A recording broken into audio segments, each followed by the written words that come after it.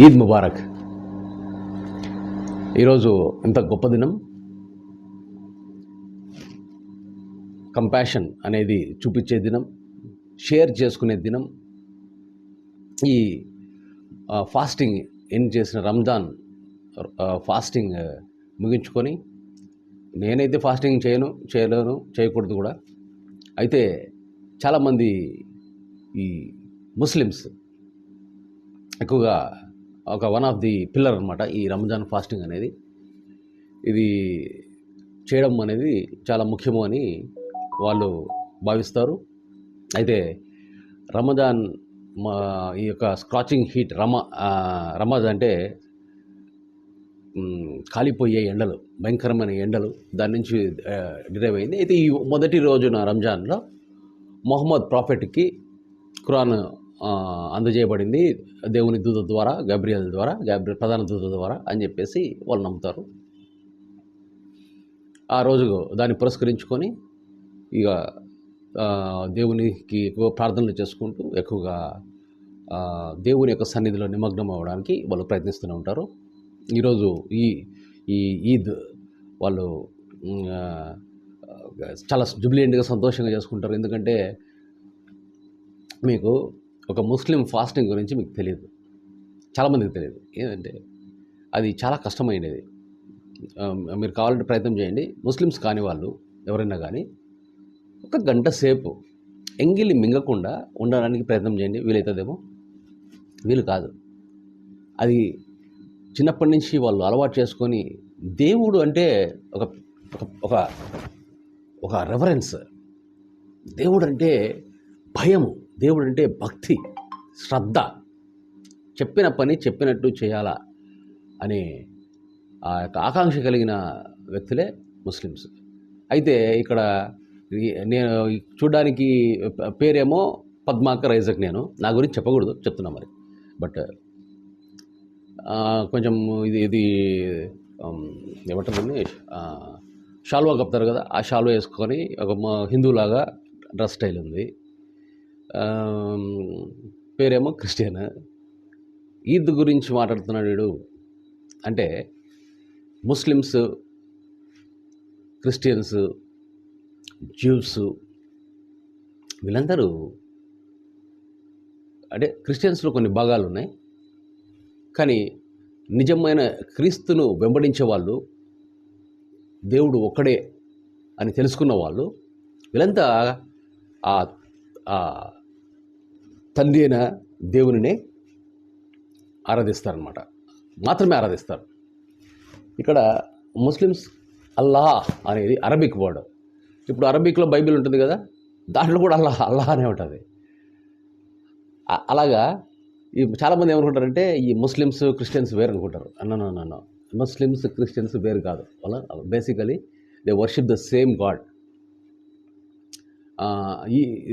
అయితే కొన్ని మనము ఎందుకు చెప్పాల్సి వస్తుందంటే, అరే మనమంతా బేఫికర్గా మనమంతా అన్నదమ్ములము, అంటే ఈవెన్ హిందూస్ కూడా.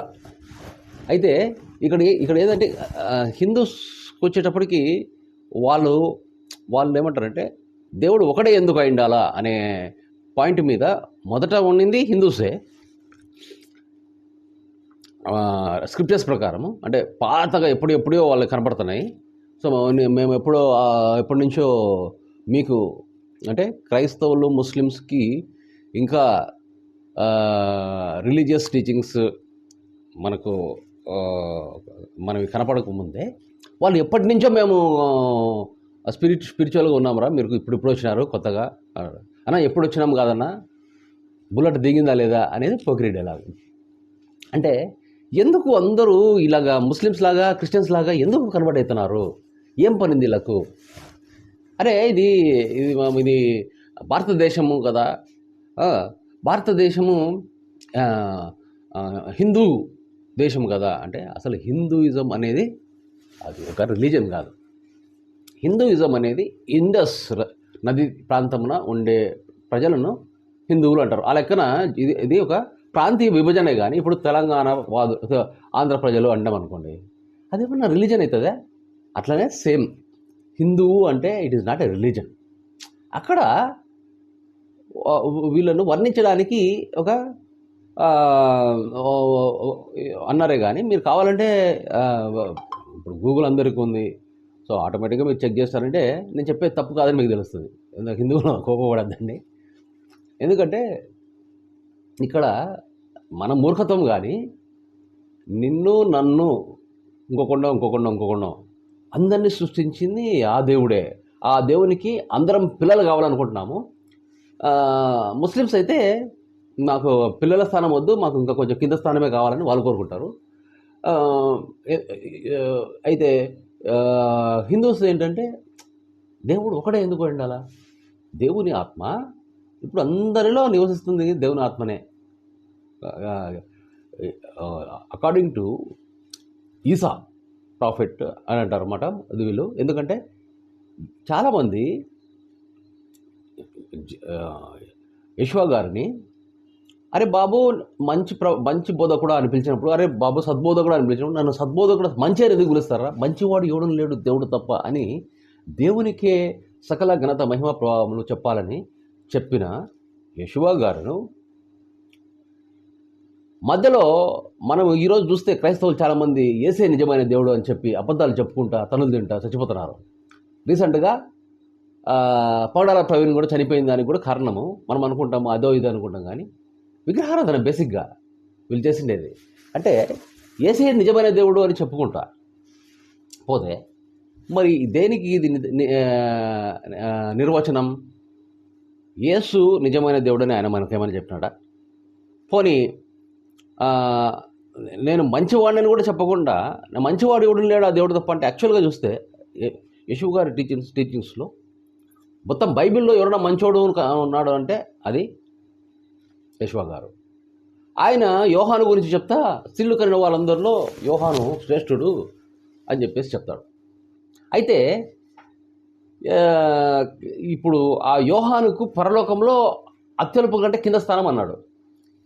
యశ్వా గారికి మాత్రము దేవునికి పక్కన కుడి పార్శ్వం ముందు ఆ మిఖాయేలు దూత ఉంటాడు, అదే నేను అంటాడు అన్నమాట. కుడి పార్శ్వం ముందు కూర్చున్నది మిఖాయేలు ప్రధాన దూత, అదే స్థానము నాది అంటాడు. అంటే దీన్ని బట్టి ఏమర్థమవుతుంది మనకు? యశ్వా గారు మిఖాయేలునే దేవుడు మనకు ఇప్పుడు మిఖాయేలునే దేవుడు మన కోసం పంపించినాడు యశ్వా రూపంలో. అయితే ఈసా ప్రాఫెట్ని ఖురాన్లో కూడా అంగీకరిస్తారు, ఆయన గాస్పల్ని ఖురాన్లో అంగీకరిస్తారు, కొన్ని సీక్రెట్ టెక్స్ట్ కూడా అంగీకరిస్తారు. వాళ్ళు వ్యతిరేకించరు ముస్లిమ్స్. కాకపోతే ఏంటంటే ఇక్కడ ఈ రిలీజియస్ బ్యారియర్స్ ఒక ఎవడన్నా చెప్పినాడా మీకు ఇంతకుముందుకు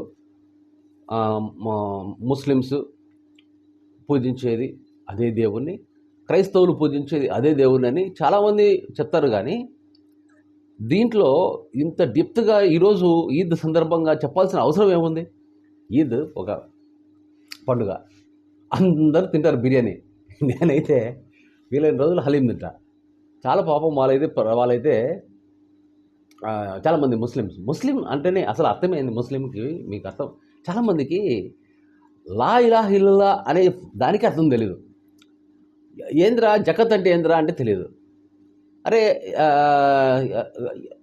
ఎందుకురా మీరు ఇట్లా చేయాలంటే మాకు తెలీదు, చెప్పినా మేము చేస్తున్నామంటే అంత గుడ్డిగా ఒక మతాన్ని పాటించే వాళ్ళు ముస్లిమ్స్ చాలా మటుకు. ఎందుకంటే మోస్ట్ ఆఫ్ దెమ్ వాళ్ళ కష్టం మీద, ముస్లిం ఎప్పుడో కానీ వాడి కష్టం మీద ఆధారపడతాడు, వాడి బలం మీద, వాడి ఫిజికల్ బలం మీద ఆధారపడతాడు, వాడి ఫిజికల్ స్ట్రెంత్ మీద ఆధారపడతాడు. ఎడారులలో పుట్టిన, అందుకే కొంతమంది ఎడారి మతాలు అంటారు.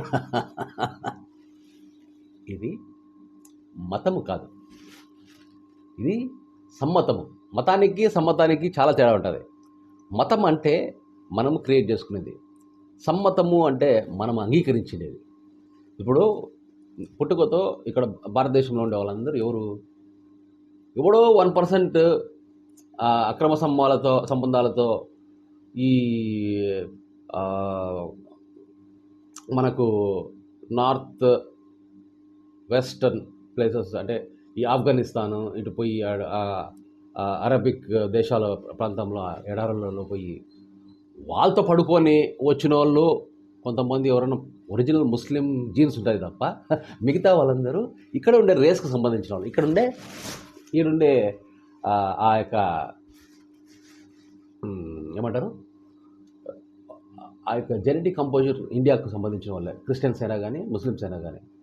మనం బేసిక్గా మనం అంతా ఇక్కడ ఉండే వాళ్ళందరము ఒకప్పుడు మనము హిందువులము. అంటే హిందూ అనేది మతం అని కాదు చెప్పడం నేను. అయితే వాళ్ళతో పాటు కలిసి మనం కూడా వాళ్ళు చెప్పిన దేవుళ్ళనే, రాళ్ళను రప్పను ఏది చెప్తే అది మనము వాళ్ళ ద్వారా వాళ్ళు చెప్పిన తలుపుకుండా అవునవును అంటూ వచ్చినాం. ఇప్పుడు ఎందుకు మరి మనము ఈ వ్యతిరేకత వచ్చిందంటే, అరే రాయి మనం తయారు చేసుకుంటాము, ప్లాస్టిక్ బొమ్మ మనం తయారు చేసుకుంటాము, తయారు చేసుకొని దానికి మొక్కుతాం అనేది అంతు పట్టని ఇది.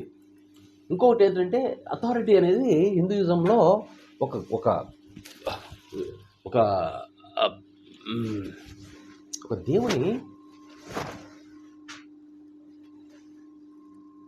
దేవుని యొక్క మనిషి ఎవరైతే ఉన్నారో హిందూస్లో, మనకి అథారిటీ అనేది ఫోర్స్ఫుల్గా మన మీద రుద్దుతారు తప్ప అది దేవుడు ఇచ్చిన అథారిటీ ఉండదు. అదే ఫాలోవర్స్ ఆఫ్ జీసస్ క్రైస్ట్ ఏమవుతారంటే వాళ్ళు అవి ఫాలో అయినప్పుడు దాంట్లో జీసస్ అనే పదం కూడా లేదు, యేసు అనే పదం కూడా లేదు, పెట్టినది యెషువా. ఇప్పుడు అసలు అల్లాహ్ ఈద్ ముబారక్లో కొంచెం మనము క్రిస్టియన్స్కు కొంచెం సర్దుకోండి ప్లీజ్ ఈరోజు.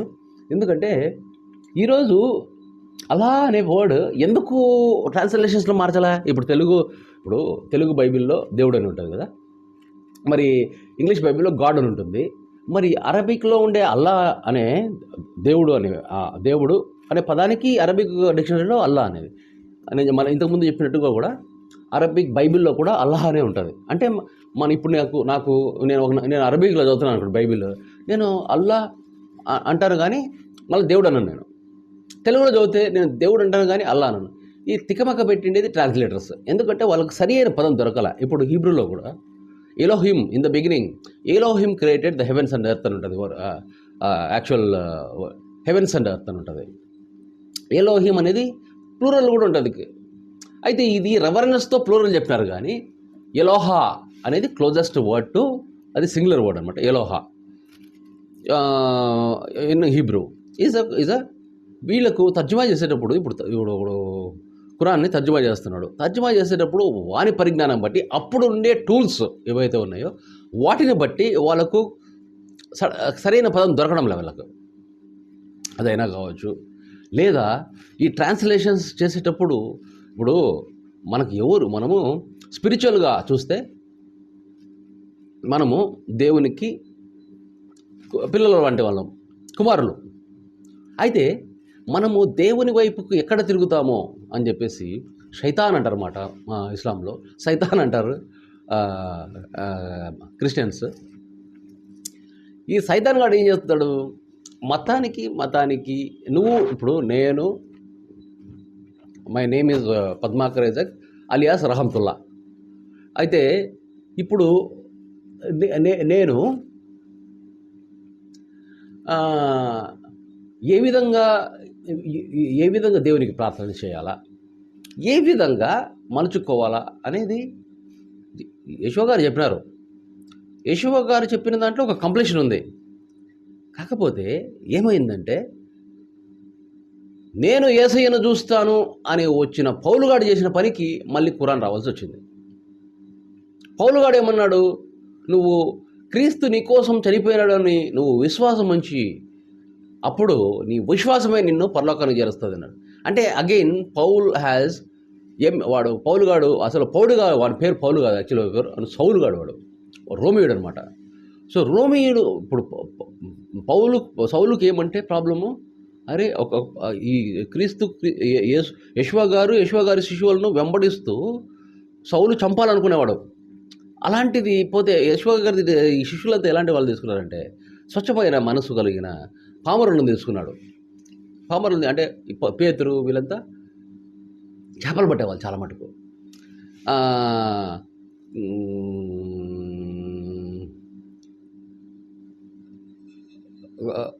ఒక శిష్యుడు వచ్చేసి ట్యాక్స్ కలెక్టర్ ఉన్నాడు. అట్లా ఈ చాలా లో ఎడ్యుకేటెడ్ పర్సన్స్ తీసుకున్నాడు. ఇప్పుడు సౌలు గాడు వచ్చేసి రోమియుడు ఒక పరిసేయుడు, తనే చెప్పుకుంటాడు తన గురించి రాసుకుంటాడు. అయితే వాడేం పౌలు గాడు ఇంకొకటి ఏంటంటే యోహన్ లిటరేచర్ అని ఈ సినాప్టికల్ గాస్పల్స్ అయినా మత్తయి మార్కు లూకా తర్వాత ఇది పక్కనే యోహాను సువార్తను పెడతాడు అనమాట. వాడు స్టార్టింగ్లోనే what is greater than God అన్నట్టు చెప్పేస్తాడు. అంటే వర్డ్ అనేది యేషువ గారికి హింట్ చేస్తూ యేషువ గారే దేవుని కంటే గొప్పోడు అని చెప్పేసి వాడు చెప్పేస్తాడు అనమాట. యేషువ గారు ఏమంటాడంటే hear O Israel the God is one అనేది ద్వితీయోపదేశకాండము 6:4 ఉంటుంది. దేవుడు ఒకడే అని. ఈ తర్జుమా చేసేవాడు ఏం చేసినంటే దేవుడు ఒకడే అనేదానికి వాడు ఏమనుకున్నాడో, ఎవడు తర్జుమా చేసినాడో బైబిల్, మనకు తెలుగు బైబిల్ కానీ వాడిని కనబడితే నేను మాత్రం తరిమి కొడతాను నేను. ఇంగ్లీష్లో కానీ హీబ్రూలో కానీ అక్కడ ఏముంటుందంటే దేవుడు ఒకడే అని ద్వితీయోపదేశకాండం 6:4 ఉంటుంది. యేషువ గారు కూడా అదే చెప్తారు. ఇప్పుడు బైబిల్ కుదిర్చిన వాళ్ళు ఏమైందంటే యేషువ గారు చెప్పేదాన్ని బట్టి చర్చికి రావాల్సిన ఆదాయం తగ్గిపోతూ వచ్చింది. చర్చికి వచ్చే వాళ్ళ అంటే వాళ్ళు ఏమంటారు సమాజ మందిరములకు వచ్చే ఆ యొక్క సంఖ్య తగ్గిపోతూ వస్తుంది. ఎందుకు? యేషువ గారు ఏమన్నారు? ఆ దేవుడు నీలో నివసిస్తున్నాడు. ఇప్పుడు you are the temple of God. నువ్వే దేవుని ఆలయము. మాట్లాడుతున్నది నువ్వు కాదు, అసలు మాట్లాడుతున్నది నీలో నివసించే పరిశుద్ధాత్మ. మాట్లాడుతున్నది నీవు కాదు, మాట్లాడుతున్నది నీలో ఉన్న దేవుని ఆత్మ అనేది యేషువ గారు యాక్చువల్గా చెప్పాలంటే అది ఇందుకు చెప్పాను కదా. చాలామంది ఏంటంటే యేషువ గారు చెప్పినది అసలు ఫాలో గారు, ఒక్క ముక్క కూడా ఫాలో గారు. అసలు వాళ్ళు బైబిల్ ఓపెన్ చేస్తే మత్తయి మార్కు లూకా సువార్త చదవరు మీరు కావాలంటే. కానీ వీళ్ళు నేను క్రైస్తవుని అని చెప్పుకుంటారు అన్నమాట. అసలు క్రైస్తవుడు అనే సిద్ధాంతమే లేదు. క్రైస్తవుడు అనే మతము లేదు బై. క్రైస్తవుడు అనేది ఒక మతమే కాదు అసలు. అర్థమవుతుందా?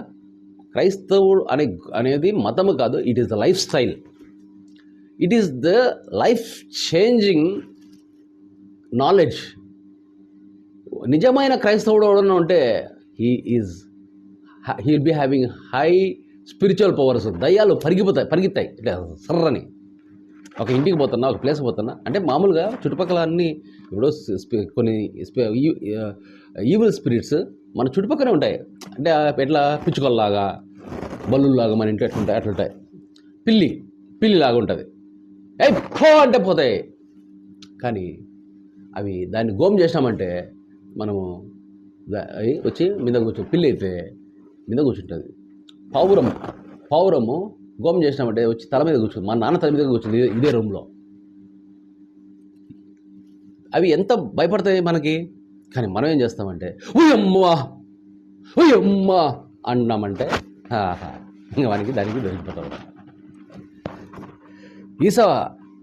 యేషువ గారు వచ్చిన తర్వాత ఈ శైతాను గాని పవరు చాలా తగ్గిపోయింది. దేవుని ఆత్మతో నింపబడే కాన్సెప్ట్ ఏదైతే ఉందో అది యేషువ గారు చెప్పింది ఎవరికి అర్థం కావడంలా. అందుకే దారి తప్పినారు అని మీరు మనము ఖురాన్లో గమనిస్తే ఫస్ట్ సూరాల్లోనే కింద దారి తప్పిన వాళ్ళ గురించి మనకు వద్దు, వాళ్ళలాగా వద్దు, మాకు స్ట్రైట్ పాత్ని చూపించండి అని చెప్పేసి ఫస్ట్ ఖురాన్లో ఎవడరా వీడు దారి తప్పినవాడు అని మనం గమనిస్తే ఈ పౌలియన్స్ అంటే వీళ్ళు క్రిస్టియన్స్ అనుకుంటారు. వీళ్ళు క్రిస్టియన్స్ కాదు. వీళ్ళు యేసై చెప్పింది నేను ఒక 10 ఆజ్ఞలు చెప్తాను. యేసై చెప్పింది దీంట్లో ఏ ఆజ్ఞ, మీరు మీ పూర్ణ మనసుతో, మీ పూర్ణ హృదయంతో, మీ పూర్ణ ఆత్మతో మీ తండ్రి అయిన దేవుని ప్రేమించము అన్నాడు. నిన్ను వలే నీ పొరుగువాన్ని ప్రేమించు అన్నాడు. నీ శత్రువుని సైతం ప్రేమించు. నిన్ను హింసించు వారి కోసము, నిన్ను నిందించు వారి కోసము, వాళ్ళ మంచి కోసము, వారి ఎదుగుదల కోసము నువ్వు ప్రార్థన చేయి. నిన్ను నువ్వు ఉపేక్షించుకో. నీ గురించి కాకుండా ఆలోచించకుండా నిన్ను నువ్వు ఉపేక్షించుకొని నువ్వు చేయి. నీ తండ్రి నేను, తల్లి నేను, నీ కుమారు నేను, నీ కుమార్తె నేను, భార్య నేను, నీ భర్త నేను. బేసిక్గా మగవాళ్ళకి చెప్పబడుతూ ఉంటుంది కాబట్టి మీ భార్య నేను, అదే నీ స్పౌస్ని వదిలేసే కాదు, ద్వేషించు. నిన్ను నువ్వు ద్వేషించుకో ముందు. ద్వేషించుకొని నువ్వు దేవుణ్ణి ప్రేమించు అని దాని అర్థం. ద్వేషించడం అంటే ఇప్పుడు ఇంతకుముందే చెప్పినట్టుగా ఈ ఆజ్ఞలలో నీ పొరుగువారిని ప్రేమించు, నీ శత్రువుని ప్రేమించు అన్నీ చెప్పిన తర్వాత మళ్ళీ మీ సొంత వాళ్ళని ప్రేమించొద్దు, నీకు నచ్చిన వాళ్ళని స్నేహితులను ప్రేమించొద్దు అని ఎందుకంటాడు? మనము ద్వేషించే హక్కు లేదు, కానీ ద్వేషించు అంటున్నాడంటే నువ్వు ఎక్కడ తప్పు చేస్తున్నావు కాబట్టి నీకు ఈ యొక్క సెకండ్ ఆల్టర్నేటివ్ ఆజ్ఞ ఇచ్చినాడు. ఎప్పుడైతే వాళ్ళని ద్వేషిస్తావో అప్పుడు నువ్వు దేవుణ్ణి ప్రేమిస్తావు. నీ పూర్ణ వాట్ ఎవర్. ఇప్పుడు రంజాన్లో ఎందుకు ఫాస్టింగ్ చేస్తారు? పూర్తి స్ట్రెంగ్త్, పూర్తి టైం. చాలామంది ఏంటంటే, నిన్న మా ఫ్రెండ్ ఒకటి ఉన్నాడు, ఫోన్ చేస్తే పడుకోన్నాడు నిద్ర. ఏరా పడుకున్నావా అంటే అవునన్నా అన్నాడు. ఫాస్టింగ్ చేస్తున్నాం కదా పడుకోను. ఒరే బుద్ధిహీనుడా, ఫాస్టింగ్ చేస్తా ఉంటే నువ్వు పడుకోకూడదురా. అసలు నువ్వు దేవుని సన్నిధిలో ఉంటూ దేవునికి బలంగా ఉండాలని నువ్వు ఫాస్టింగ్ చేసేది. అయ్యమ్మా నేను ఫాస్టింగ్ చేస్తున్నా అని అసలు నీ మొహంలో చూపించొద్దురా. ఇది యశో గారు అదే చెప్తారు. Do not show your face that your fasting. నిన్ను చూస్తే అసలు నువ్వు ఫాస్టింగ్ చేసినట్టు కనపడకూడదు వాళ్ళకి. ఒకవేళ కనపడినావంటే నీ ప్రతిఫలం మీనే వచ్చేసింది. ఇంకా పరలోకంలో నీకు 0 ప్రతిఫలం, నెగిటివ్ కూడా ఉండొచ్చు. అయితే ఎన్ని పక్కన పెడితే నేను చెప్పొచ్చేది ఏమంటే, ఇప్పుడు నేను 2013-14లోను కరెక్ట్ తెలియదు, నేను ముస్లిం మతము స్వీకరించి ఒక 4-5 సార్లు అదే టైంలో నేను ఈవెన్ మాస్క్కి పోయేసి ప్రేయర్స్ కూడా చేసిన అప్పుడు 2014-15 అనుకుంటా ఆ టైంలో. అయితే ఇది తర్వాత చూస్తే డెప్త్కు పోతే ఇక్కడ ఒక ఏదైతే ప్రేమ ఉందని నేను ముస్లిమ్స్ దగ్గరికి వెళ్ళానో అది ప్రేమ కాదు, అది ద్వేషం. చాలామంది వీళ్ళు అసలు ఖురాన్లో ఏముంది వాళ్ళు పట్టించారు, కానీ ముస్లిం అంటారు. ఎట్లయితే మన క్రిస్టియన్స్ జీసస్ చెప్పింది, చాలామంది 90% క్రిస్టియన్స్ జీసస్ చెప్పిండేది ఏందో కూడా తెలియదు వాళ్ళకి. అసలు దాని అర్థమే తెలియదు, అసలు ఆ మర్మాలు తెలియదు, వాళ్ళకి ఏ పవర్స్ ఉండవు. ఇప్పుడు నేను చెప్తే నమ్మితే నమ్మండి, నమ్మకపోండి, కానీ దాదాపుగా ఒక 2000 మందికి బాగైంది ప్రార్థన ద్వారా. చనిపోయే వాళ్ళు కూడా లేచారు. అది నా గొప్పతనం కాదు, ప్రతి ఒక్కరికి ఉంటుంది. ప్రతి మనిషికి దేవునితో అనుసంధానమై దేవుని ఆత్మతో నింపబడిన వాళ్ళకి చేసేది మనం కాదు. ఏమనుకోద్దు, నీ మైక్ ఒకటి పడింది, మనకు దేవుడు చిన్న వాయిస్, సింపుల్ వాయిస్ ఇచ్చినాడు. కొంతమంది మాట్లాడితే అసలు మైకే అవసరం లేవు. రే ఏంద్ర అట్లా మాట్లాడుతున్నావు, అంత గట్టిగా మాట్లాడుతున్నావు నేను. ఇంకొక విషయం చెప్పాలి ఇక్కడ. యెషూవ గారు, ఈసా అని అరబిక్, యెషూవ అనే హీబ్రూ, మన రెండు తెలుగు కాదు. కానీ పేరు ఏముంది? పేరు ఏ భాష అయినా కానీ ఒకటే ఉంటుంది. వీళ్ళు ఏంటంటే ఒక మతానికి వీళ్ళు ఎక్కడ కలిసిపోతారో. ఇప్పుడు కలిసిపోతే ఎవడికి నష్టం చెప్పండి? ఇప్పుడు జకాత్ అని కంపల్సరీగా 2.5% ఒక వీళ్ళు కంపల్సరీగా ఇవ్వాలా అన్నట్టు. ఒక వాలంటీర్గా ఇచ్చేది ఏదో షాదాకో ఏదో అంటారు, అది కరెక్టే. నాకు ఇది మనమైనా వాలంటీర్గా ఎంతన్నా ఇవ్వచ్చు. ఇలాగా డబ్బులతో పేదవాళ్ళకి చేరాలి. ఇప్పుడు ఈరోజు చాలా దాదాపుగా మాకెప్పుడు ఒక 10 క్యారియర్లు ఆడి నుంచి వచ్చేవి ఇంతకుముందు. ఇప్పుడు కొంచెం తగ్గినాయి. అందరూ మేమే చెప్తున్నాం అందరూ అన్ని ఎందుకని. సో మా తమ్ముడు నిన్న నైట్ దాదాపుగా ఒక 4-5 అవర్స్ కూర్చొని మాట్లాడుతున్నాము. మా తమ్ముడు కూడా రోజా చేస్తాడు. Is following Islam. Not only following Islam, అతను he's in search of God. Good కదా. సర్చింగ్ అనేది నాట్ ఏ ప్రాబ్లం. సో అయితే దేవుడు దొరకని వాళ్ళకి ఈ సర్చింగ్ అనేది మీరు సెర్చ్ చేస్తున్నారంటే ఇట్స్ ఎ బ్లెస్సింగ్. దేవుడు దొరికినాడంటే ఇట్స్ అనదర్ బ్లెస్సింగ్. దేవుడు దొరికి ఆ దేవుని ఆత్మ నీ ఆత్మలో నివసిస్తుందంటే ఇంకా ఏంటిది కథ? ఎప్పుడైతారంత వీళ్ళంతా? ఎప్పుడు తెలుసుకుంటారు? ఎంతసేపు వాడెవడో ప్రవీణ్ పగడాలంట, వాడి పేరు కూడా వెళ్ళాను నేను ఇంతవరకు. నేను ఆంధ్రప్రదేశ్లో పుట్టి కూడా. వాడు ఇప్పుడు చచ్చిపోయినాడు. ఎందుకు చనిపోయినాడు? అసలు ఏంది వాని పరిస్థితి? అంటే ఎవడో చంపినాడు. ఎందుకు చంపినాడు వాడంటే వాడు అబద్ధం చెప్పినాడు. ఏసే నిజమైన దేవుడు అని అబద్ధం చెప్పినాడు. అబద్ధకులు చంపబడతారు అనేది వివరం దీని వాళ్ళు వాళ్ళు ఏంటి అబద్ధం చెప్పిన వాళ్ళు చంపేస్తాము. ఇప్పుడు నన్ను చంపమండి ఎవడన్నా. నిజం చెప్పేవాడికి దేవుని యొక్క కాపుదల ఉంటుంది. ఎక్కడే కానీ ఇతర మనుషులను మనము వాడు ఇప్పుడు నాకు నిన్న కూడా చెప్పాను, ఇతర మతాలను కించపరిస్తే మంచి మనము మన మతం మనకేమైనా కిరీటం పెడుతుందా? బట్ మనం చెప్పేది ఇది కట్ చేసి మనం చెప్పేది ఏదైతే ఉందో అది ఇతరులను రెచ్చగొట్టే విధంగా ఒకడన్నాడు. ఇప్పుడు ఏంటంటే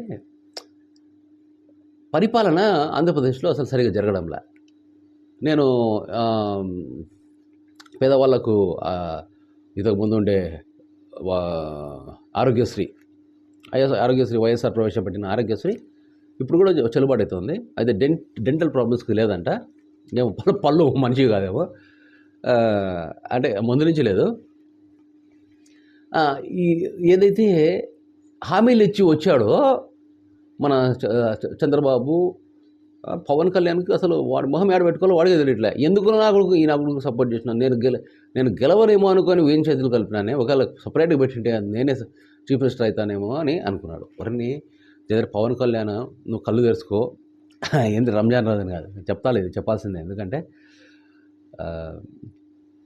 ఎందుకు పొలిటికల్గా వాళ్ళు చేయలేక మత చిచ్చు పెట్టడానికి ప్రయత్నాలు ఎందుకు చేస్తున్నారంటే, ఇప్పుడు ఈ పవన్ కళ్యాణ్ సపరేట్గా చేసిందంటే మోడీ సపోర్ట్ తోటి ఇప్పుడు చీఫ్ మినిస్టర్ అయ్యేవాడు. ఎందుకంటే యాంటీ జగన్ వేవ్ వచ్చింది. అప్పుడు చంద్రబాబు నమ్మే పరిస్థితి లేకుండా ఉండింది. సో ఎట్లాగూ ఇదేమంటుందని ఓటింగ్ ఎలక్ట్రానిక్ ఓటింగ్లో ఈవీఎంస్లో ఎలక్ట్రానిక్ ఓటింగ్లో ఈజీగా హ్యాక్ చేయొచ్చు, దాన్ని మనం ఎలా కావాలంటే ఎంత కావాలంటే అంత చేసుకోవచ్చు అనేది మనకి అర్థమైపోయింది. సో ఒకవేళ జగన్ సీఎం అయింటే జగన్ సీఎం కాలేనేమని చెప్పేసి వానికి ఆత్మస్థైర్యం లేదు. నెంబర్ 1 వాడికి. వాడు వచ్చిండేదే యాక్టర్గా, డైరెక్టర్ చెప్పింది చేయాలా, ఒకడు రైటర్ ఉంటాడు, ఆ రైటర్ చెప్పిన స్క్రిప్ట్ చదవాలా, ఒకడు పేమెంట్ ఇస్తాడు. ఈ పేమెంట్ కోసం వచ్చినోడు పవన్ కళ్యాణ్. తర్వాత అయితే పవన్ కళ్యాణ్కి కూడా ప్రతి ఎదవకు కూడా ఒక ఆశయము, ఒక నాలెడ్జ్ బేసు, ఒకటి ఇది ఉంటుంది. కాకపోతే ఏంటంటే వాడి డైలాగులు కాదు కాబట్టి వాడు ఒకసారి ఒకటి అంటాడు, ఇంకోసారి ఇంకోటి అంటాడు. ఒకసారి మొదటి భార్య, ఇప్పుడు 3 భార్యలు ఉన్నాడు, అట్లా వీనికి 3 మొగులు ఉన్నారన్నమాట. ఒకసారి ఒక మొగుడు చెప్పింది వింటాడు, ఇంకొకసారి ఇంకొక మొగుడు చెప్పింది వింటాడు, ఇంకొకసారి ఇంకొక మొగుడు వింటాడు. ఇప్పుడు అప్పుడు ఏమవుతుంది, నీవు ఓవర్ ద పాస్ట్ 10 years నీది సబ్జెక్ట్ తీసుకుంటే ఏదైతుందో అది మెచ్యూర్ లెవెల్స్ పెరుగుతా రావాలా. ఇక్కడ ఏమవుతుంది, మెచ్యూరిటీ లెవెల్స్ తగ్గుతూ వస్తాయి. ఒకసారి సడన్గా నేను అది అంటాడు, నేను ఇది అంటాడు. సో వాడే ఒక కన్ఫ్యూజ్ స్టేట్లో ఉండి, ఎంత అన్యాయం అంటే వాడే ఒక యువరాజులాగా ఉండి, ఉప ముఖ్యమంత్రి అంటే యువరాజు కదా, యువరాజులాగా ఉండి వాడే నాన్ వైలెన్స్ చేయాలని ఒక పిలుపునిస్తాడు. ఎందుకు ఇస్తున్నారు వీళ్ళు అంటే, వాడికి ఏంటంటే ఇప్పుడు పవన్ కళ్యాణ్ అనేవాడు వాళ్ళ అన్న ద్వారా పైకి వచ్చినాడు, అన్న కంటే గొప్పవాడిని చూపించుకోవాలని వాని ప్రయత్నము, వాని ఇది ఇప్పుడు యాక్చువల్గా అయిపోయింది అది. కానీ వానికి తెలియట్లేదు అది ఆ విషయము. ఇప్పుడు what ever goal he needs to reach, he already reach. ఇప్పుడు ఏంటి, ఇంకా కొంచెము ప్రజలకు మేలు చేయాలా. మేలు చేద్దామంటే ఈడాడు చేస్తాడు చంద్రబాబు. వాడెప్పుడు వాని సామాజిక వర్గాన్ని కాపాడుకుంటే గెలుస్తాము, మిగతా వాళ్ళకు కొంచెం మొహాన డబ్బులు కొడితే సరిపోతుంది అనుకున్నాడు. సొంత మామనే సీఎం కుర్చీల నుంచి దిగుతున్నాడు. ఇప్పుడైనా కానీ ఇప్పుడు కొడుకును పుష్ చేస్తున్నాడు. కొడుకును చేయొచ్చుగా, సీఎంగా పక్క నుంచి నువ్వు నడిపించచ్చుగా. ఇది చేత కాకుండా నాకు వచ్చు, నేను డబ్బులు సంపాదించడము, డబ్బులు తీసుకురావడం ఎట్లా తెలుసు, డబ్బులు అని టైంకు అనుకున్నవి ఒక్క పథకం ఇవ్వాలా, మాయమాటలు చెప్పి కబుర్లు చెప్పేసి ఇప్పుడు ప్రభుత్వం నడుపుతా అంటే క్వశ్చన్ చేస్తారు కదా. ఇన్ని రోజులు అయిపోయింది, ఏది ఆల్మోస్ట్ ఇంకా మళ్ళీ మళ్ళీ దగ్గర దగ్గర సంవత్సరం కావస్తుంది, మళ్ళీ ఎలక్షన్స్ మార్చి అంటే ఎలక్షన్స్ టైం దగ్గరికి వస్తుంది, 1 year అయిపో వస్తుంది. మరి ఏం చేయలేదు ఏంది అని ఇప్పుడు ఎట్లా అంటే మనల్ని డైవర్ట్ చేయాలా. దేనికి డైవర్ట్ చేయాలా? మన మన ఫోకస్ అంతా ఎందుకు చేయలేదని అడిగే వ్యక్తిని అడగకుండా చేసి మతాల మధ్య చిచ్చు పెట్టి మతాల దానివైపు మన ఫోకస్ నడిపించి మనకు కావాల్సిన అవసరాలు మన వాయిస్ తగ్గించి మనం ఎంతవరకు మనం డైవర్ట్ చేస్తారు. ఇంకా ఏముంది, మనిషికి ఆకలి, బాడీ నీడ్ ఒకటి, మైండ్ నీడ్ ఒకటి ఉంటుంది. తర్వాత నెక్స్ట్ లెవెల్లో సెల్ఫ్ యాక్చువలైజేషన్ లెవెల్కి, స్పిరిచువల్ లెవెల్లోకి వెళ్ళిపోతాడు అనమాట. అయితే ఈ నీ మైండ్ నీడ్ని ఏం చేస్తున్నాడు యాక్చువల్గా, నీకు ఈ మైండ్లో ఎమోషన్స్, డెసిషన్ మేకింగు, తర్వాత నీ నాలెడ్జ్ ఇవన్నీ ఉంటాయి. సో నీకు ఎమోషనల్గా నీ నీడ్ ఏదైతుందో అది ఎలాగ ఫుల్ఫిల్ చేస్తారంటే ఒక క్యూరియాసిటీ రైజ్ చేసి దాన్ని నీ ఎమోషనల్ క్వశ్చన్ అంతా నీకు ఉండే ఇదంతా దాని వైపు చూపించేస్తాడు. ఇట్లా నువ్వు క్వశ్చనింగ్ స్టేట్లో నువ్వు లేవుగా, క్వశ్చనింగ్ స్టేట్లో నువ్వు లేవు, అదే వాళ్ళకి కావాలి, టైం గడుపుకోవాలి. సో ఇది ఒక పార్టీ అని కాదు, ప్రతి పార్టీ చేసేది అదే. కాకపోతే కొన్ని జెన్యూన్ పార్టీస్ కూడా మనము గౌరవించాలా, కొంతమంది జెన్యూన్ వ్యక్తులు కూడా గౌరవించాలా. ఇప్పుడు క్రైస్తవులకు, ముస్లిమ్స్కి నేను చెప్పే సందేశం ఒకటే, మనమంతా ఒకటే, యాక్చువల్గా హిందూస్ కూడా ఒకటే.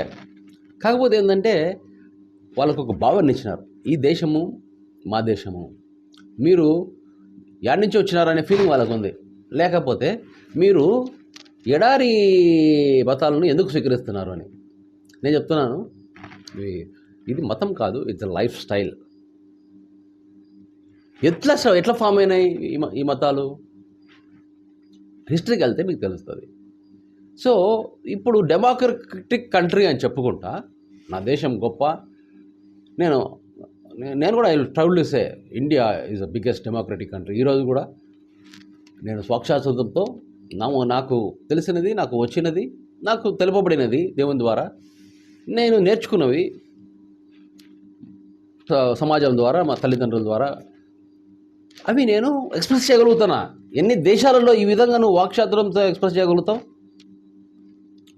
లంచం తీసుకుంటే వాడు పోలీసునైనా నేను తిడతా, లంచం తీసుకుంటే హోమిస్టర్నైనా తిడతా, లంచం తీసుకుంటే ప్రధానమంత్రి అయినా తిడతా. ఆ వాక్ స్వాతంత్రం ఎక్కడ ఉంటుంది వేరే దేశాల్లో? ముస్లిమ్స్ మనకు భారతదేశంలో వచ్చే ప్రాధాన్యత ఒకసారి పాకిస్తాన్కి వెళ్ళి చూడండి. చాలామంది ఏమంటారు, పాకిస్తాన్ సపోర్ట్ చేస్తారు ముస్లిమ్స్, ఎందుకంటే పేర్లు ఇప్పుడు చూస్తే అబ్దుల్ ఖాదర్, ఇమ్రాన్ ఖాన్, ఆ బాషా, ఈ మొహమ్మద్, ఇవన్నీ వాళ్ళ ఇంటి పేర్లు ఉంటాయి. మన పేర్లో మన దాంట్లో అందరూ ఉంటారు. మన దాంట్లో ఒక సిక్ ఉంటాడు, ఒక రింకు సింగ్ గాడు ఉంటాడు, ఒక మహేంద్ర ధోని సింగ్ ఉంటాడు, ఒక బ్రాహ్మణ్ ఉంటాడు, ఒక క్రిస్టియన్ ఉంటాడు. సో మన ఇండియా టీంలో అందరు ఉంటారు. అక్కడ వాళ్ళ ఇంట్లో ఉండే పేర్లన్నీ ఆడే ఉన్నాయి. ఇంకా సో వాళ్ళు ఏమనుకుంటున్నారు, మా పాకిస్తాన్ మాటికి అనుకొని వాళ్ళకి సపోర్ట్ చేస్తారు. ఒకసారి మీరు ఎవరైతే అట్లా సపోర్ట్ చేస్తున్నారో వాళ్ళకి ఏం చేయాలంటే వాళ్ళని పాకిస్తాన్లో తీసుకుపోయి 1 వారం రోజులు పెట్టాలా. ఇద్దరు వాళ్ళు చచ్చిపోతారు, లేకపోతే వాళ్ళని బానిసలాగా చూస్తారు. వాళ్ళు అక్కడ వాళ్ళకేంటంటే ఆరియన్స్ అని, వాళ్ళు మనమంతా ద్రవిడన్స్ ఇటువంటి వాళ్ళంతా బై రేషియల్ క్లాసిఫికేషన్. ఆరియన్స్ డామినేషన్ అని, డామినేట్గా మేము తెల్లగా ఉంటాము, మేము గొప్ప అని ఫీల్ అవుతారు వాళ్ళు. ఇది కరెక్ట్గా దాన్ని అసెస్ చేస్తే మనకు తెలుస్తుంది. ఇప్పుడు వాడి విలువ తెలియనప్పుడు వాడెవడో, ఇప్పుడు మన ఇంట్లో ఉంటా, మనం పక్కింట్లో పోయి డబ్బులు పెట్టేస్తామా? అట్లా మనము ఈ దేశంలో ఉంటా, ఈ దేశం ప్రగతి కోసం ఆలోచించకుండా ఎవడో ఎక్కడి నుంచో చెప్తాడో అది మత పెద్దలు వచ్చేసి వీళ్ళకు రుద్దుతున్నారు. ఇది మానేసుకోవాలి. ఈ టెర్రరిజం ఏదైతే ఉందో, ముస్లిం టెర్రరిజం, దాన్ని అది మాత్రం వచ్చిందంటే మాత్రము అనవసరంగా చచ్చిపోతారు. ఎవరు? అమాయకులు. ఎందుకంటే ముస్లిమ్స్లో ఒక స్ట్రెంత్ ఏంటంటే వాళ్ళు రోజు 5 సార్లు ప్రార్థన చేస్తారు. 5 సార్లలో కనీసం ఒకసారి వాడు మాస్క్కి వెళ్తాడు. వాళ్ళలో ఇన్ఫర్మేషన్ పోవాలంటే చాలా ఈజీ. నేను వాళ్ళు ఎందుకంటున్నాను, నేను ముస్లిం అయినా కానీ అంటే నాకు వాళ్ళు వీళ్ళని కాదు కావాల్సింది, నాకు దేవుడు కావాలా, వీళ్ళందరూ కావాలా, మనుషులందరూ కావాలా. మనుషులందరినీ సైతాను వైపు నుంచి దేవుని వైపు తిప్పడానికే నేను దేవుని కుమారునిగా నేను ఒక బాధ్యత తీసుకొని ఉన్నా. అందుకే అనవసరంగా నాకు టైం అంతా వెచ్చించి ఈ యొక్క మెసేజ్ మీకు చెప్తాను. ఈద్ ముబారక్ అని చెప్తూ మత సామరస్యంగా ఉండటరా, సావకండి. మీ చచ్చిపోతే మీలో ఉండే ఆత్మలు అవి దేవునివి, అవి దేవునికి చెందకుండా మధ్య ఆకాశంలోకి పోయి వెయిటింగ్ చేస్తాయి నరకానికి పోవడానికి. ఇప్పుడు నా బాధ్యత ఏంది? అవి ఈ వెయిటింగ్ చేసే ఆత్మలు, ఇక్కడ ఉండే ఆత్మలు, అంటే మనుషులలో ఉండే దేవుని ఆత్మలు, వాళ్ళలో ఈ ఈసా ప్రాఫిట్ అంటారు కదా, ఆయన వచ్చేసి తనను చంపుకొని మనలో అందరిలో సీడ్ వేసి వెళ్ళిపోయినాడు. ఆ seed is nothing but God's son or God's daughter, God's child అనుకోండి. నువ్వు దేవునికి వ్యతిరేకంగా వెళ్ళే, అందుకే యెషూవ గారు అంటారు, నువ్వు ధనం వైపున వెళ్తావు, దేవుని వైపున వెళ్తావు. నీకు ధనాపేక్ష ఉందంటే నువ్వు దేవుని వైపు లేవని అర్థం. యాక్చువల్గా మనం ధనం లేకపోతే ఏం చేయలేము. ₹1 ఇప్పుడు డబ్బు లేదనుకుంటే నేను ఒక బ్రేక్ఫాస్ట్ కూడా చేయలేను. మనం ఇప్పుడు మా ముస్లిం ఈద్ కాబట్టి మనము హలీం కూడా తినలేము. అరే అయిపోయింది కదరా అని చెప్పేసి మనం పోయి చికెన్ కూడా తెచ్చుకున్నాం. ధనం అవసరమే, కానీ అధిక ధనం కావాలనుకో, నీకు అవసరానికి మించిన ధనం కావాలా, నీకు అవసరానికి మించిన ఫెసిలిటీస్ కావాలా, ఇంకా దాని గురించే నీవు లూప్లోకి వెళ్ళిపోయి మళ్ళీ పోయి అనవసరమైన కొని అప్పుల్లో పడిపోయి అప్పులు తెచ్చుకోవడానికి పొద్దులేసిన నుంచి దాని గురించే. దైవ సమయం ఎప్పుడు, దేవునితో టైం స్పెండ్ చేసే టైం ఎప్పుడు, ఆ యొక్క దేవుని యొక్క కమ్యూనికేషన్ జరిగేది ఎప్పుడు. వీళ్ళకేం చేసేసినారంటే పాపము 5 సార్లు ప్రార్థన చేయాలి. ఏం ప్రార్థన చేస్తున్నారా అని అడగండి ఎవరినన్నా, మరి మీ ప్రార్థనలో ఏంది అర్థమని. 10లో 5 మంది చెప్పలేరు. 10 మంది ముస్లిమ్స్లో 5 మంది ముస్లిమ్స్ వాళ్ళు చేసే ప్రేయర్కి అర్థం వాళ్ళకి తెలియదు. This is a very sad state of affairs. ఇంకా వెతుక్కుంటున్నారా దేవుణ్ణి? దేవుడు ఇంకా ఎప్పుడు మీలో నివసించాడా? దేవుడు ఎప్పుడు దూరంగా ఉంటాడు? మీరు ఎప్పుడు బానిసలేనా? ఒకసారి ఆలోచించండి. మీరు ఏంది ఈ పద్మాగర్ గారు పొద్దున్న తలకాయ తిన్నాడు అనుకోకుండా ఏం చేయాలంటే దేవుణ్ణి అడగండి డైరెక్ట్గా. ఇప్పుడు నాకు చెప్పింది దేవుడే మీకు చెప్పడా? ఏం నేనేమన్నా స్పెషల్గా పుట్టినానా? లే కదా, అందరూ ఒకలాగా పుట్టారు. ఎవరికన్నా నేను అందుకే ఇంతకుముందు వీడియోలో చెప్తాను, ఎవరికన్నా మనిషి డౌట్ వేరన్ని డౌట్ ఉంటే చెప్పండిరా. అల్లూరి సీతారామ సినిమాలో అల్లూరి సీతారామ రక్తం ఇటు కోసాడు, అందరినీ కోసి కలిపేస్తాడు. ఏది ఎవరి రక్తం చెప్పండిరా అంటాడు. మీకు ఎట్లా డౌట్ ఉంటారంట, కోస్తా నేను అందరికీ రక్తము, అంత సంపను కోసి కలిపేస్తాను, మీరు దాన్ని డివైడ్ చేయండి. అంటే మనుషులంతా ఒక్కటనేది తెలుసుకోండి. నేను పీస్ కాప్స్ కమిటీ ఒక high post Kadapa peace corps కమిటీలో ఉంటూ యంగ్ మెన్ క్రిస్టియన్ అసోసియేషన్, అది not a Christian association, it is a Christian. Yeshua గారి వాల్యూస్తో సోషల్ సర్వీస్ చేసే organisation Christian organisation, social service చేసే ఆర్గనైజేషన్ YMCA. ఇది ఇంటర్నేషనల్ ఆర్గనైజేషన్. ఫిలాంథ్రఫిస్ట్ ఎవరైతే ఉన్నారో ఇప్పుడు రంజాన్ రోజున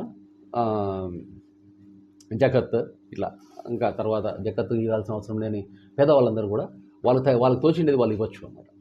వాళ్ళు ఇచ్చేటప్పుడు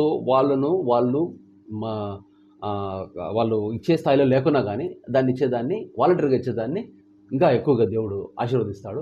మీరు వీలైనంత ఎక్కువ ఉన్నంత వరకు ఇచ్చేయండి. అది పేదలకి వచ్చేది. ఆస్తి అంతా అమ్మి పేదలకి ఇమ్ము అని ఈసా అంటాడు అనమాట. అప్పుడు నీకు స్వర్గలోకమందు ప్రతిఫలం అధికమగును. పరలోకమందు అంటారు. పరలోకం అనేది ఓన్లీ పర్టికులర్లీ ఫర్ క్రిస్టియన్స్ అంటారు. పరలోకం వేరు, స్వర్గలోకం వేరు. స్వర్గలోకం పరలోకం. వీళ్ళు ఏం చేస్తారంటే మళ్ళీ వీళ్ళు ఎక్కడ కలిసిపోతారో, మళ్ళీ ఎక్కడ కలిసిపోతే మనకు ఈ ఆలయాలకు ఏవి కట్టుకున్న ఆలయాలకు సంపద ఎక్కడ పోతుందో, పడి తింటున్న పాస్టర్లకు, ఇమాములకు, ఈ ఏమంటారు స్వాములకి, ఎవరు పూజారులకి, వాళ్ళకి డబ్బులు పోతాయి అని చెప్పేసి వాళ్ళు విభజన చట్టము చేస్తారు, విభజిస్తారు, విభాగిస్తారు, ఫస్ట్ విభేదిస్తారు.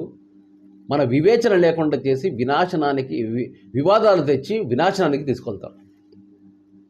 ఇప్పుడు ఇది ముందుగానే తెలుసు అనుకోండి మనకు ప్లాన్. ఇప్పుడుండే ప్రభుత్వము వాళ్ళు పరిపాలించలేక, వాళ్ళు చెప్పింది చేయలేక, వాళ్ళు మనల్ని మభ్య పెడుతూ మనల్ని చిచ్చు పెట్టి మనకు ఇప్పుడు ఒకడు వచ్చాడు, నేను మా మొన్న ఎప్పుడో వాడు పాడాల చనిపోయింది మంచిదైంది, ప్రతి పాస్టర్ కాదు వాడు ప్లాస్టర్ అని చెప్పేసి ఏదో చెప్పి వాగినాడు. వాడు మళ్ళీ మనసు మారి వాడు ఏం చెప్పినాడు, నన్ను క్షమించండి, నేను చాలా తప్పు చేసినాను, ఇది ఏది అన్నాడు. ఇప్పుడు వాడిని ఏ గ్రూప్ నుంచి వచ్చినట్టు చెప్పుకున్నాడు, వాడు నేను హిందూ గ్రూప్ అని చెప్పుకున్నాడు. ఇప్పుడు వాళ్ళు క్రిస్టియన్స్ కోపంగా ఉన్నారు పగడాల ప్రవీణ్ హత్య బట్టి. ఇప్పుడు ఆ కోపం ఎవరి మీద చూపాలో వీళ్ళకి అర్థం కావడం. ఇప్పుడు ఇట్లాంటి వాళ్ళు ఉంటారు. అయితే బైబిల్ ఏమైంది, వీడు క్రైస్తవులు నువ్వు శత్రువుని కూడా నువ్వు ప్రేమించాను, నువ్వు చంపినా కానీ ఇక్కడ కూడా కత్తి దాచుకున్నాను, ఇక్కడ దాచావా నన్ను, కత్తి దూర్చావా, ఇక్కడ ఒకటి దాచుకోరానా అని చెప్పాలా. ఎందుకంటే మనం చనిపోతే దేవుని కుమారులైతే మనం వెంటనే దేవుని దగ్గరికి వెళ్తాం. నాకు తెలుసు నేను ఎక్కడికి వెళ్తాను అనేది, నాకు భయంలే. కానీ తెలియని వాళ్ళకి ప్రాబ్లం అవుతుంది. ఎక్కడికి వెళ్తారో తెలియని వాళ్ళకి భయం అవుతుంది. సో వాళ్ళు ఏం చేస్తారు, అది చెప్పలేరు, రిటాలియేట్ చేస్తారు, కొట్టాలని పోతారు మళ్ళీ. ఇప్పుడు యశ్వ గారు అసలు సింపుల్, ఈసా ప్రాఫిట్, ఆయనను ముస్లిం టర్మినాలజీ చెప్తున్నాను. వీళ్ళకి ముస్లిమ్స్కి ఏంటంటే అసలు ప్రాఫిట్ కావాలని ప్రాఫిట్ అనుకుంటూ వచ్చారు. ఎందుకు, ఈసా దేవుని కుడి పార్శ్వం ముందు కూర్చున్న మైకేల్ అని క్రిస్టియన్కి తెలీదు, చాలామంది క్రిస్టియన్స్కి తెలీదు. ఈసా ఆర్కనేంజల్ అని ముస్లిమ్స్కి తెలియదు. వాళ్ళు ఏమంటారంటే ప్రాఫిట్ అంటారు. ప్రాఫిట్కు ఆర్కనేంజల్కి ఎంత తేడా? ప్రాఫిట్ అంటే ఏంటి? ప్రాఫిట్ అంటే ఇట్స్ లిమిటెడ్ అథారిటీ, కానీ ఇక్కడ డెలిగేటెడ్ అథారిటీ. ఇక్కడ పంపబడ్డాను నేను అని. సో దాన్ని అండర్స్టాండ్ చేసుకుంటా ఒక పౌలియన్ విగ్రహారాధన అంటే హై క్రైస్టాలజీ అంటారు. యేసే నిజమైన దేవుడు అని చెప్పుకుంటూ వచ్చే దాంట్లో ఎక్కువ కల్ట్ అందరూ క్రైస్తవులు అవుతూ ఉంటే దాన్ని కాపాడడానికి వచ్చినదే ముస్లిం వ్యవస్థ. దేవుడు ఒక్కడే, ఆ దేవుడిని మాత్రమే మనం ఆరాధించాలా. ఇంకొకరిని ఎవరిని ఆరాధించినా కానీ అది విగ్రహారాధన అవుతుందని యశ్వ గారు చెప్పారు. అదే మాట మహమ్మద్ చెప్పాడు అనమాట. సో ఆ మాట చెప్పడంలో తను ఒక దాన్ని ఆ స్పిరిచువల్ అర్థంతో చదివితే కానీ అది మనకు అర్థం కాదు. ఇప్పుడు ఫస్ట్ నెంబర్ 1 స్వరంలోనే లాస్ట్ వర్స్, వాళ్ళలాగా వద్దు, మాకు సరైన మార్గం నేర్పించండి అని ఉంటుంది. మిగతాదంతా గ్లోరిఫికేషన్ అందరికి కామన్. అది అన్ని మతాలకి ఇప్పుడు అది కామన్గా ఉంటుంది అన్నమాట. దేవుడు గొప్పవాడు ఇట్లా. సో ఆయన పూజ దగ్గర మీరు అని ఏవైతే అవి ఉంటాయి అవి అట్లాగే ఉంటాయి. సో దాన్ని హర్షణీయము ఎవరన్నా స్వాగతిస్తారు. కానీ ఎవరనుకుంటారు, ఎందుకు నేను ఫస్ట్ చదివినప్పుడు ఏమనుకున్నా అంటే, ఎందుకు ఖురాన్లో కూడా ప్రతి దాంట్లో ఒక హేట్రెడ్, వాడు ఎవడో తప్పు చేస్తాను, వాడి గురించి నీకెందుకు, నీ పని నువ్వు చూసుకో అని అనుకున్నా. కానీ అర్థమైందంటే ఈ పౌలు చేసిన పని బైబిల్లో యేసయ్య టీచింగ్స్ తర్వాత, మత్తయి మార్కు లూకా సువార్త తర్వాత వచ్చిన హై క్రైస్టాలజీ అనే విగ్రహారాధనను దాన్ని విభేదిస్తూ వచ్చినది ఖురాన్ అనేది నాకు తర్వాత అర్థమైంది, అంటే రీసెంట్గా. అయితే నేను చెప్పేది ఏమంటే, సరే వీళ్ళు ఖురాన్ ఫాలో అవుతున్నారు, no problem. Quran is a very complex subject. అయితే అది అంతా తెలుసుకోవాలంటే ఒక లైఫ్ టైం సరిపోదు. కానీ యెషూవా గారు చెప్పిన మాటలు ఇట్స్ తేనె వంటిది, వెంటనే అరిగిపోతుంది, వెంటనే నీకు స్పిరిచువల్ ఎనర్జీ ఇస్తుంది అనమాట. వెంటనే యూ బికమ్ పవర్ఫుల్, వెంటనే you become warrior of God. నువ్వు సైతాన్లు దయ్యాలు గీయాలు పరిగెత్తి వెళ్ళిపోతాయి, నీ రోగం గీగం బాగుపడిపోతుంది, వ్యాధి బాగుపడిపోతుంది, అంటే ఎపిడెమిక్ వ్యాధులు కూడా పోతాయి. తర్వాత నీ ఆర్థిక సమస్య, నీకే సమస్య, నీ కుటుంబ సమస్య ఏదున్నా కానీ అవి పటాపంచలు అయిపోతాయి. ఇది వేరే రిలీజియన్స్లో ఉండొచ్చు, ఉండకపోవచ్చు. అఘోరాలకు కొంతమందికి శక్తులు ఉంటాయంటారు, నాకు పెద్దగా తెలియదు. మరి ఇప్పుడు అవి నడిపించేవి ఆత్మ ఏదైతే ఉందో, ఇప్పుడు ఫర్ ఎగ్జాంపుల్ ఏంటిదంటే ప్రాబ్లము, ఇప్పుడు సైతానుగాడు కూడా ఎవడో కాదు, సైతానుగాడు లూసిఫర్ అంటే దేవుని రెండో కుమారుడు.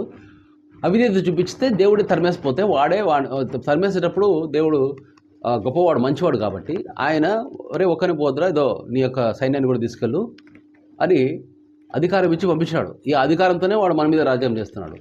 ఫైనల్గా ఏం రావాలంటే వాడు కూడా దేవుని దగ్గరికి వస్తాడు. ఆ దగ్గరికి రావాలంటే మనం ఇక్కడ ఉండే మనుషులందరూ, భూమి మీద ఉండే మనుషులందరూ దేవుని వైపు తిరిగి దేవుని పిల్లలు కావాలా.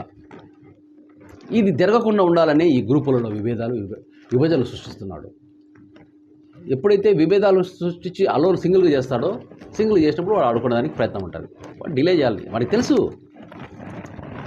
దేవుని కుమారుడు ఆయన ప్రధాన దూతలందరికీ తెలుసు ఏం జరుగుతుందని. ఒకప్పుడు వీడు లూసిఫర్ గారు ప్రధాన దూత, వానికి కూడా తెలుసు వాడు క్షమాపణ చెప్పబోతాడు పశ్చాత్తాపంతో. కానీ ఇప్పుడు ఒక ఫ్లోలో వచ్చినప్పుడు చేపలు ఏం చేస్తాయంటే ఇంకా కింద పడిపోతాము రివర్లోకి సన్న, కానీ వెనకకు పోవడానికి ఎదురుతుంటాయి. అలాంటి నిస్సహాయ ఎదురీత స్థితిలో ఉన్నాడు సైతాన్ గాడు. మనం కానీ కోరిన అంటే వారి సైన్యం అంతా నశించిపోతా వస్తారు. అది ఇంకా లేదంటే ఇంకా నువ్వు వెతుకుంటూనే ఉంటావు. నువ్వు అక్కడికి గుడికి పోతావు, చర్చికి పోతావు, మాస్కుకి పోతావు, అక్కడికి పోతావు, కొండకు పోతావు, కాగితం కట్టుకుంటావు, పిచ్చి పిచ్చిగా ఎదుగుతానంటావు. కనపడతావు దొరికినా కానీ నీకు నీవు దాన్ని రైట్గా యాక్టివేట్ చేయకపోతే అసలు నువ్వు ఇంకా బానిసమా అనుకుంటుంటావు, నువ్వు సేవకును అనుకుంటుంటావు. ఇంకా నువ్వు ఇంకా నాకేం లేదబ్బా నాకు ఎట్లా అని. ఈసా గారు ఏమంటారంటే రోగులను స్వస్థపరచము, దయ్యములను వెళ్ళగొట్టము, చనిపోయిన వారి చనిపోయిన వారిని సహితము లేపము, కుష్టి రోగులను శుద్ధి చేయడి అని అంటాడు. ఉచితముగా పొందినారు కాబట్టి ఉచితంగా ఏంటి అన్నాడు.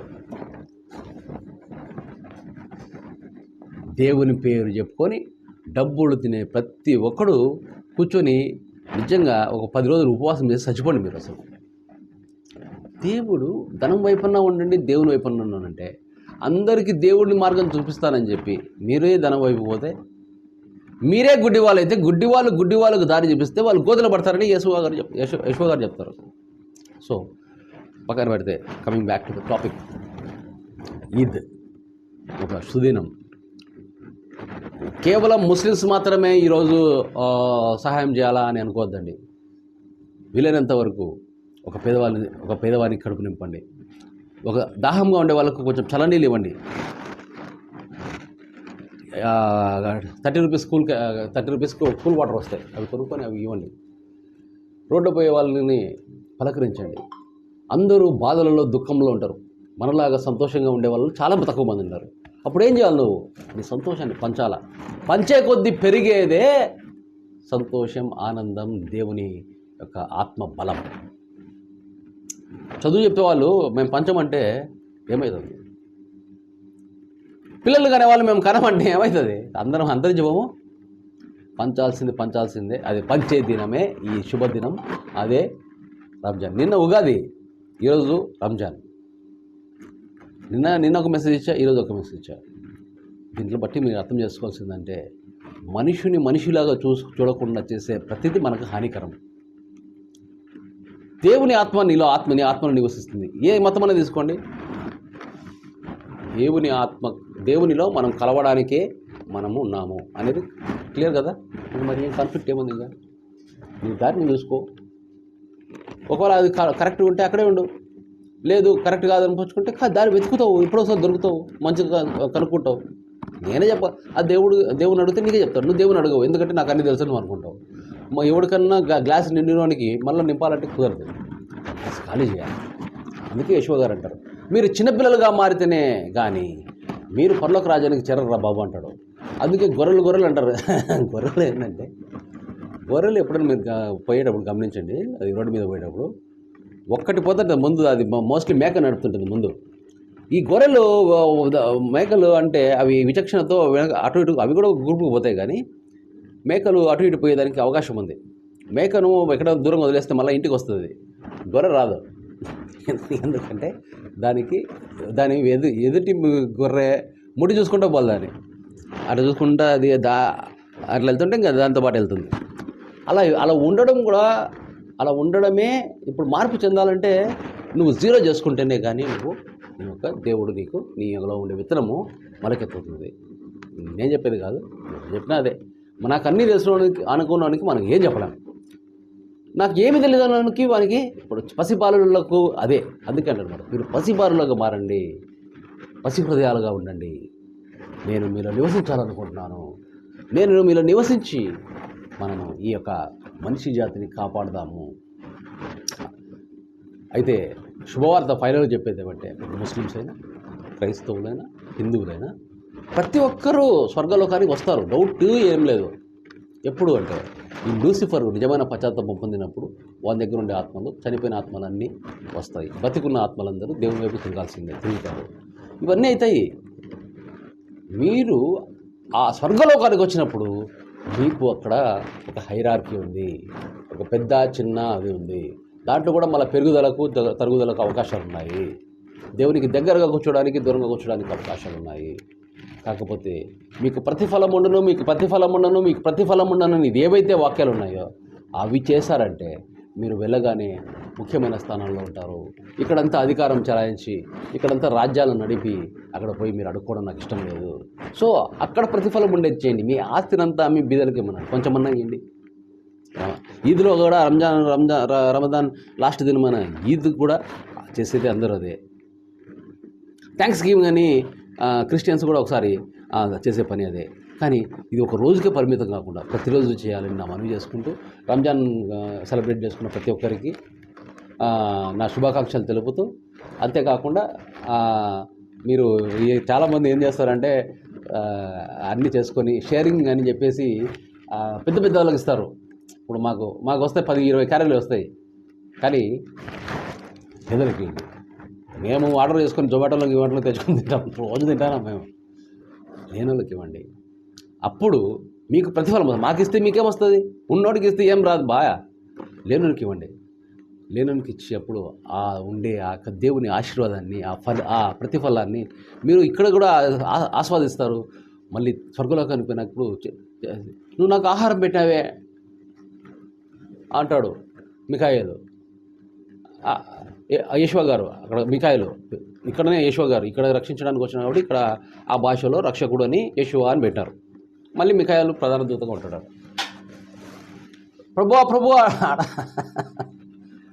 ప్రభువా నీ నామం ప్రవచించితిమి, నీ నామమున అద్భుత కార్యములు చేస్తుంది, నీ నామమున దయ్యములు వెళ్ళగొట్టితిమి అంటే ఎవర్రా మీరంతా?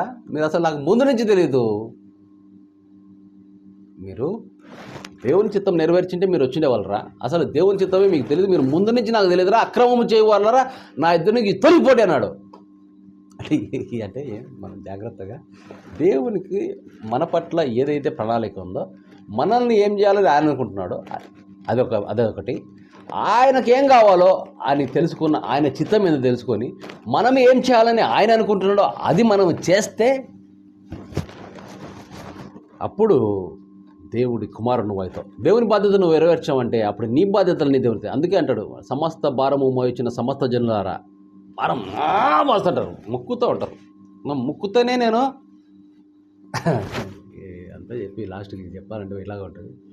చాలామంది ఏమనుకుంటారంటే గట్టిగా ముక్కుతోనే టాయిలెట్ రావాలంటారు. అది వ్యాధి, అది that is called constipation. In a healthy body మనం తినగానే ఎలాగైతే గేదెలు మంత్రి సత్ర చెప్పాడు, ఎలాగైతే గేదెలు తిండనే ఎరుగుతాయో, ఎలాగైతే పిట్టలు అమ్మ అన్నం పెడతానే అది ఎరుగుతుందో, అలాగా నీ ఎక్స్ట్రా నీ ఫుడ్డు కొంచెము తిన్న వెంటనే కొంచెము వేస్టేజ్ వెళ్ళిపోవాలి. ఇది లేదంటే నీకు కాన్స్టిపేషన్ ఉంది, నువ్వు ముక్కుతానే నీకు టాయిలెట్ పోతుందంటే నువ్వు రోగివి. నువ్వు కష్టపడతానే నీకు దేవుడు హెల్ప్ చేస్తాడంటే నువ్వు రోగివి. నువ్వు ఉపవాసం చేస్తానే నువ్వు దేవుడు నిన్ను ఆశీర్వదిస్తాడంటే నువ్వు రోగివి. దేవుని కుమారుడిగా కండి. దేవుని కుమారుడిగా అయితే దెర్ ఆర్ నో రూల్స్. దేవుడి రూల్స్ ఉంటాయి మనకు. యశ్వ గారు అందుకే అంటారు, ఎందుకు మీరు చేతులు కొడుకోకుండా తింటున్నారు అంటే, తినేది బయటికి వెళ్ళిపోతుంది, నీకు నోట్లో పోయినది నిన్ను అపవిత్రపరచదు, కానీ నేను నోటి నుంచి బయటకు వచ్చేది నిన్ను అపవిత్రపరుస్తుంది. నీ కపటమైన ఆలోచనలు, కపటమైన మాటలు ఇవన్నీ నిన్ను అపవిత్రపరుస్తాయి అని అంటాడు.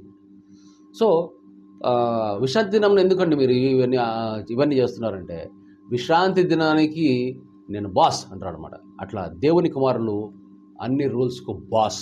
Rules don't apply. Signing off. Happy Eid. Enjoy yourself. అందరితో కలవండి, అందరూ ఒకరినొకరు హగ్ చేసుకోండి, ఎంజాయ్ చేయండి. బాయ్.